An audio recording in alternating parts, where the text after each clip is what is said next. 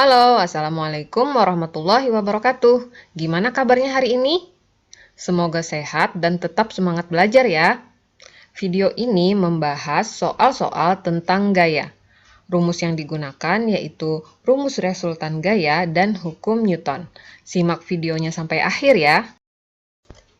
Sebelumnya, kita ingat-ingat lagi tentang materi gaya. Gaya didefinisikan sebagai tarikan atau dorongan. Untuk mengukur gaya dapat menggunakan dinamometer. Gaya merupakan salah satu besaran vektor dan digambarkan dengan anak panah. Titik pangkal garis disebut titik tangkap gaya, panjang garis menyatakan besar gaya, dan arah panah menyatakan arah gaya. Beberapa gaya dapat dipadukan. Perpaduan dua gaya atau lebih disebut dengan resultan gaya atau disimbolkan dengan sigma F. Untuk menentukan besar resultan gaya, jika gaya F1 dan F2 searah, maka gaya tersebut ditambahkan. Sigma F sama dengan F1 ditambah F2. Jika gaya F1 dan F2 berlawanan arah, maka gaya tersebut kita kurangkan. Sigma F sama dengan F1 dikurang F2.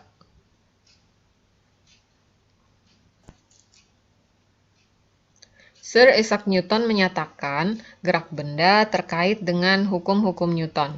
Ada hukum pertama Newton yaitu sigma F sama dengan 0. Ada hukum kedua Newton yaitu A sama dengan sigma F per M. Dan hukum ketiga Newton yaitu F aksi sama dengan min F reaksi. Latihan soal. Soal yang pertama, dua buah gaya bekerja pada benda seperti pada gambar berikut. Berapakah resultan gaya pada benda tersebut? Oke, perhatikan gambarnya. Ada dua buah gaya yang searah. Berarti untuk mencari resultan gayanya tinggal kita jumlahkan. Sigma F sama dengan F1 ditambah F2. 10 Newton ditambah 5 Newton, maka hasilnya adalah 15 Newton. Perhatikan arahnya ke kanan, maka sigma F sama dengan 15 Newton ke kanan. Soal kedua, dua buah gaya bekerja pada benda seperti pada gambar berikut. Berapakah resultan gaya pada benda tersebut? Oke, perhatikan gambarnya. Ada dua gaya yang bekerja berlawanan arah.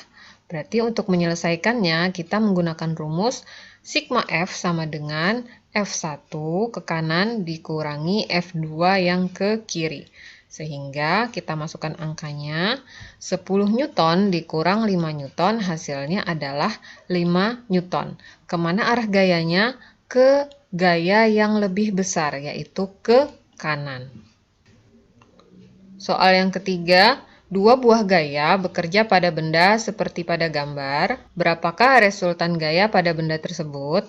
Oke, perhatikan gambarnya. Gaya yang bekerja juga berlawanan arah, maka di sini dikurangkan. F1 ke kanan berarti positif ya, sedangkan F2 ke kiri berarti negatif. Jadi F1 dikurang F2. 5 Newton dikurang 10 Newton.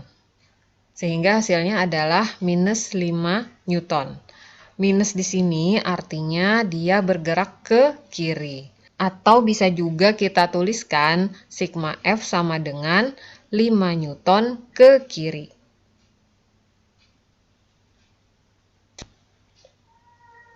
Soal keempat, 3 buah gaya bekerja pada benda seperti pada gambar berikut. Berapakah resultan gaya pada benda tersebut? Perhatikan gambar, ada gaya yang searah yaitu ke kanan dan ada gaya yang berlawanan arah yaitu ke kiri. Untuk menyelesaikan ini kita pakai kesepakatan arah. Jika ke kanan positif, ke kiri negatif ya. Jadi F1 ditambah F2 dikurang F3 yang ke kiri. F1 5 Newton ditambah F2 10 Newton dikurang F3 15 Newton. Hasilnya adalah sigma F sama dengan 0. Artinya bendanya diam. Inilah salah satu contoh hukum 1 Newton.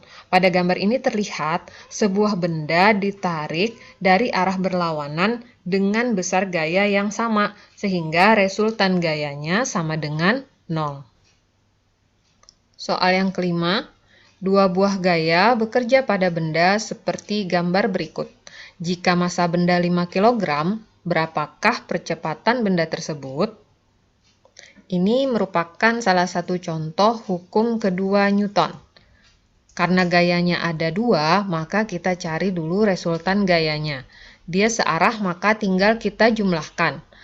F1 ditambah F2, 10 Newton ditambah 5 Newton, hasilnya adalah 15 Newton ke kanan. Kemudian kita cari percepatannya. Percepatan sama dengan sigma F per M. Kita masukkan sigma F sama dengan 15 Newton, massanya 5 kg. Sehingga didapatkan percepatannya 15 Newton dibagi 5 kg sama dengan 3 meter per second kuadrat.